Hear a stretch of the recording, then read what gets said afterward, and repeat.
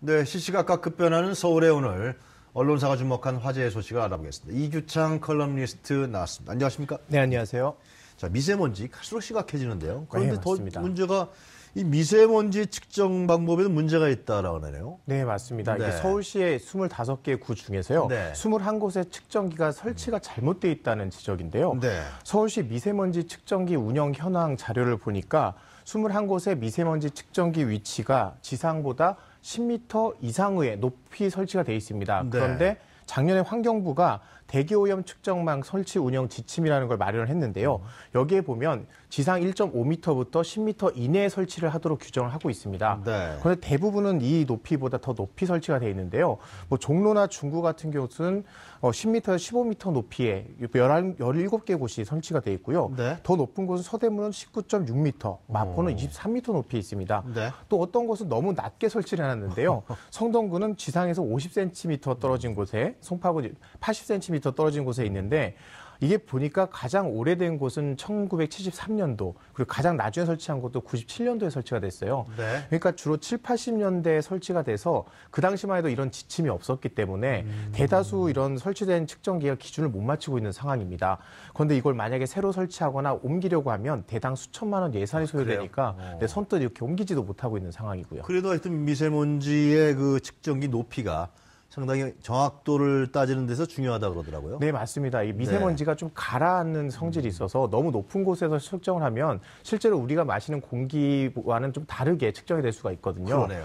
그래서 중요한 게 측정하는 이유 자체가 시민들이 실제로 마시고 있는 공기 상태가 어떤지 보려고 하는 거잖아요. 네. 그래서 만든 기준이 150cm, 1.5m 이상으로 하고, 그리고 우리가 건물에 2층, 3층, 4층 이렇게 높은 건물에서 생활을 많이 하는 경우가 많잖아요. 그렇죠. 그러니까 쥐상 10m까지 이렇게 해서 범위를 정해 놓은 겁니다. 아, 그 안에 있는 부분의 공기질이 어떠냐? 네, 그걸 그렇죠. 봐야 된다 이거죠. 실제로 우리가 생활할 때 꼭 1층만 있는 건 아니니까 그렇죠. 지상 10m까지는 설치를 하는데 가끔은 또 너무 초고층 빌딩이 많은 곳에는 30m까지도 이렇게 허용은 돼놨습니다. 다만 지금 측정하고 있는 곳들은 다 여기가 무관해서 다 1.5m에서 10m 사이에 측정을 좀 해야 정확한 결과를 얻을 수 있는데요.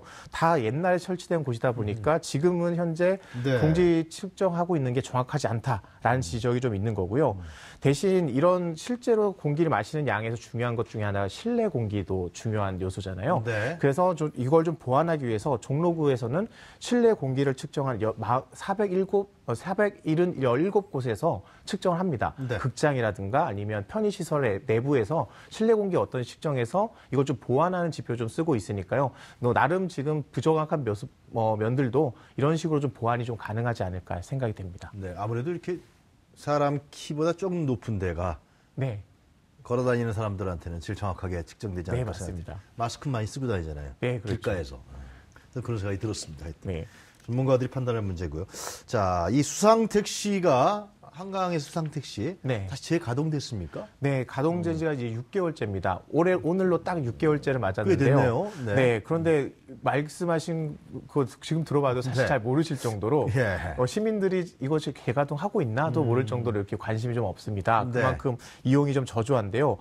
봤더니 관광용 수상 택시는 하루 평균 24명, 네. 그리고 출퇴근 시간대, 원래는 이건 수상택시 목적이 출퇴근 시간대 이용하라고 만든 것도 있었거든요. 그런데 출퇴근 시간대는 6명만 하루에 이용한다고 합니다. 네. 이게 사실 오세훈 전 시장이 역점을 두고 추진했던 한강 르네상스 사업의 일환이었는데요. 네. 여의나루와 뚝섬을 잇는 이 수상택시, 출퇴근 때 많이 교통 부담을 좀 덜어줄 거다라고 예상을 했었는데 80년대 처음으로 도입하고 몇 차례 실패를 거듭했는데 네. 2007년 10월에 민간 자본 25억 원과 시 예산 12억 원을 투입해서 좀 대대적으로 이렇게 거창하게 좀 열었습니다. 그런데 역시 또 다시 표류를 했는데요. 네. 게다가 또 하나 문제가 청해진 해운이 또 이걸 운영을 하고 있었어요. 네. 그러다 세월호 사고 이후에 청해진은 많이 들어봤는데 네, 세월호 세월호 참사 이후에 여기가 영업 정지를 당하면서 네. 이 수상택시도 또 운영이 중단됐다가 지난해 10월에 대한민국 특수임무 유공자회에서 운영권을 넘겨받아서 개장을 했습니다. 네. 그런데 6개월 동안 운영을 해봤더니 평균 이용객이 하루 24명, 6명 이러니까요. 지금 잘 안 되고 있다라고 볼 수 있겠습니다. 대한민국 유공자회에서 지금 위탁 운영을 하고 있는 거군요. 네, 맞습니다. 그거 어떻게 해요? 운영이 되겠습니까? 네, 사실 이런 정도 운영을 하면 정말 망하겠죠. 이게 글쎄 말이에요. 2006년도에 이거 사업 시작하겠다 연구 보고서 냈을 때만 해도요. 하루 평균 19,500명이 이용할 거라고 예상했어요. 아, 그 누가 그랬어요? 네, 그 당시 오세훈 전 시장 때. 서울시에서요? 네, 맞습니다. 그러니까 거의 2만 명이 이용할 거라는 것과 실제 24명이 이용하는 것의 차이가 엄청나죠. 상식적으로 생각해도 그 바빠 죽겠는데 네. 거기까지 가서 수상택시 타고 또 여의도 갑니까? 네, 말씀하신 게 정말 정확한 포인트입니다. 네. 다 이용하지 않는 이유를 보니까 승강장까지 가기가 너무 멉니다. 그렇죠. 택시라는 것 자체가 출퇴근 때 바빠서 타는 건데. 길거리에서 빨리 잡아야지 거기까지 언제 가서 맞습니다. 잡아요? 그러니까 수상택시 타겠다고 택시 타고 가기까지 가는 게 더 오래 걸린다라는 지적인데요. 그래서 나름대로 자구책으로 고속터미널 반포 지구에 네. 한강공원까지 왕복하는 무료 셔틀버스를 좀 많이 운영해서 네. 그 셔틀버스 타고 가서 이용하도록 이렇게 운영을 한다는 건데요. 네. 또 하나 문제가 좀 비쌉니다. 이 편도요금이 관광객용이 25,000원인데요. 이거 좀 10,000원 정도까지 좀 할인해보자라는 얘기도 하고 있으니까 뭐 어떻게든 저도 좀 쉬는 날 한 번씩 타볼 수 있을 정도로 좀 가격이 낮아지면 한 번쯤은 좀 타볼 생각도 있습니다. 그 관광객들은 좀 관광용으로 말이죠. 네. 시원하게 달리니까 아, 그렇죠. 차라리 그게 낫겠네요. 네, 그런데 2명이 타면 5만 원이잖아요. 그렇습니까? 그러니까 좀 10,000원만 돼도 한번 타볼 만하지 않을까라는 생각이 좀 드네요. 하여튼 유공자에서 고민이 많겠습니다. 네, 예. 자, 금연 아파트 서울시에서 운영하고 있지 않습니까? 네. 그런데 좀 운영이 좀 어렵습니까? 네, 이게 왜 그런가 봤더니 현재 13개 구에서 34개 아파트가 지정이 돼 있어요. 네. 금연 아파트로 지정이 되면요. 복도나 뭐 공용 공간 웬만한 곳에 다 금연입니다. 그 담배를 피울 수가 없고요. 만약에 흡연을 할 경우에 과태료 10만 원이 부과가 됩니다. 그러니까 원래는 주택에서는 네. 담배를 피운다고 단속하지 않지만 이렇게 금연 아파트 지정이 되면 단속을 하는 건데요. 네.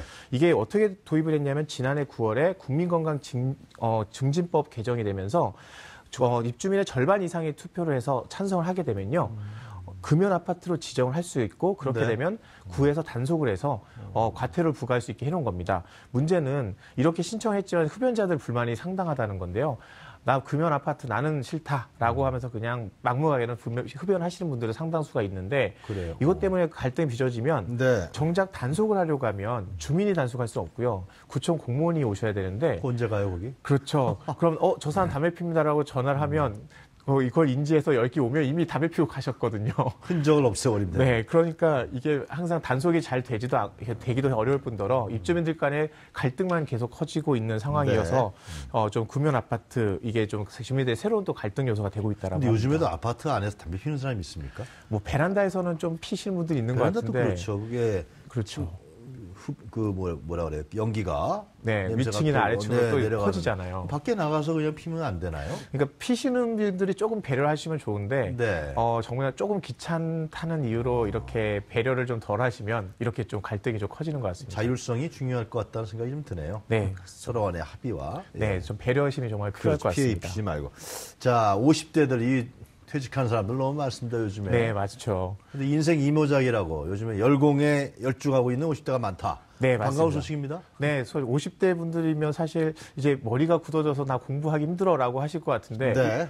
저 놀랍게도 굉장히 공부하는 열풍이 뜨겁다고 합니다. 그래요? 이게 서울시에서 운영하고 있는 50플러스 인생학교라는 프로그램이 있는데요. 네. 여기에 굉장히 많은 사람들이 몰려서 성황리에 운영이 되고 있습니다. 네. 이게 보니까요, 지난해 5월에 은평구의 서부 캠퍼스, 그리고 지난 3월에 마포구의 중부 캠퍼스를 개관했고요. 2020년까지 서울에 총 6개 캠퍼스가 설립되는데요. 여기가 왜 인기인가 봤더니 11주 과정 동안에 50대 분들 혹은 50대 그 이상 분들이 인생 이모작을 설계하는 데 도움이 될 만한 내용들을 잘 가르쳐주고 있다고 합니다. 어떤 프로그램들이에요? 예를 들면 첫 과정은 11주 과정인데요. 처음에는 인문학부터 가르쳐 주신다고 해요. 그래서 철학이라든지 이 문학 교양을 들으면서 네. 내 자신을 좀 돌아보고요. 또 몸풀기 과정으로 구슬치기 같은 과정도 있습니다. 어린 시절에 하던 구슬치기 기억나세요? 예. 그러니까 흘러간 딱지치기, 구슬치기 같은 걸 하면서 좀 정서도 다시 좀 동심을 되찾고 힐링도 좀 하고. 네, 마음의 좀 안정을 찾은 다음에 네. 자신이 좀 유연해진 상태에서 그 다음부터 앞으로 인생 이모작에 도움되는 여러 가지 실질적인 내용들을 가르쳐준다고 하니까요. 왜 그런가 봤더니 이때 분들 대부분 명예퇴직을 하거나 좀 맞습니다. 외로운 분들이 많아요. 그러다 남자가 보니까 일하다가 네. 집에서 있다 보면 아주 이제 상당히 무기력해지거든요. 맞아요. 네. 그 무기력증 때문에 패배감 이런 것들부터 일단 치유를 하고 네. 그렇게 뭔가 좀 용기를 북 뜯어주는 과정이 있나 봐요. 그 다음부터 다음부터는 인생 설계 그리고 재도전할 수 있도록 IT 기술이라든가 요즘 유행한 도시 농업, 그렇죠. 그 시니어 비즈니스 과정 이런 걸 네. 좀 가르쳐줘서 실제로 창업 혹은 재취업까지 할 수 있도록 여러 가지 실질적인 도움을 주고 있다고 합니다. 네. 서울 시내에서 50세에서 64세 인구가 21.9%.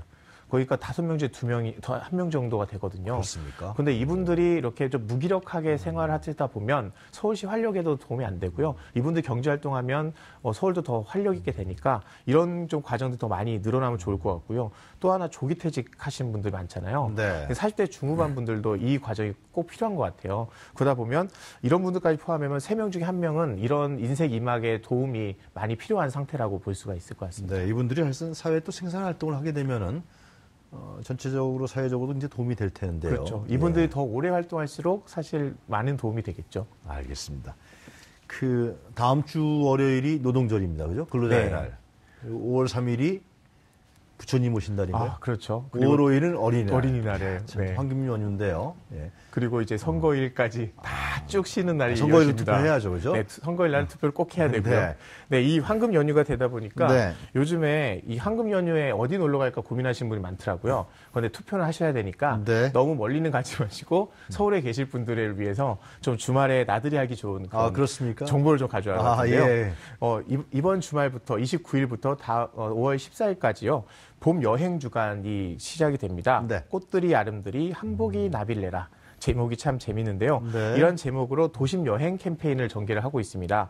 서울의 4대 코스를 정해서 이 코스 주변에 있는 한복 대여점에서 네. 10%에서 50%까지 할인을 해주니까요. 그래요? 한복 입고 한번 사진 한번 좀 찍어보고 좀 나들이도 하고 이렇게 경험해 보시면 네. 정말 추억이 되지 않을까 싶습니다. 이규창 씨 그 4대 코스가 정확히 어딘지 좀 설명 좀 해주시죠. 네, 코스를 알려드리면 일단 서촌 코스가 있는데요. 서촌. 네, 경복궁과 경희궁을 지나서 수성동 계곡까지 이어지는 코스인데요.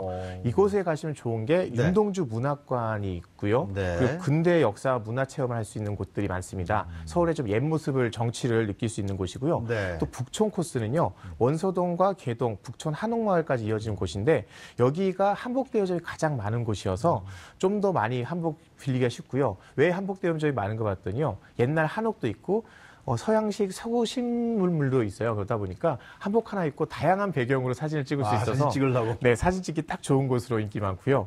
동촌 코스는 명륜동과 창덕궁, 창경궁 예. 이쪽인데요. 궁궐 배치가 아주 자연과 조화가 잘 돼 있어서 유네스코 세계 유산으로 정해져 있으니까 네. 여기서 가보시면 정말 경치도 좋고 특히 네. 명륜당 앞에 500년 된 은행나무 앞에서 단체 사진 찍기 가장 좋은 곳이라고 하니까 뭐 친구분들하고 같이 가시는 분들 이 코스를 선택해 또 보시면 남은 좋을 것 남촌 같습니다. 코스는 어디입니까? 남촌 코스는 청계천과 남산골 한옥마을입니다. 여기는 남산에 좀 둘러싸여 있어서 좀 문치가 네. 있고요. 조선시대 한옥 5채를 좀 이전해서 만들어 놓은 한옥마을인데 좀 이렇게 조성이 예쁘게 잘 돼 있어서 사진도 잘 나오고요. 그리고 한복을 착용하시면 고궁 무료 입장되는 거 아시죠? 그러니까 한번 이렇게 한복 저렴하게 빌려서 고궁도 좀 둘러보시면 좋을 것 예, 이제 같습니다. 다음 주 연휴 때 확실한 계획 못 잡으신 분들은 네. 서울 안에서, 그죠? 아니면 수도권에서 네. 여러 가지로 즐길 수 있고 볼 수 있는 볼거리가 있다. 먼저 사이트에 들어가면 다 나오죠? 네, 그죠? 역시 서울시에서 예. 다 잘 안내하고 있습니다. 잘 알겠습니다. 오늘 말씀 잘 들었습니다. 감사합니다. 네, 감사합니다. 네, 지금까지 이규찬 칼럼니스트였습니다.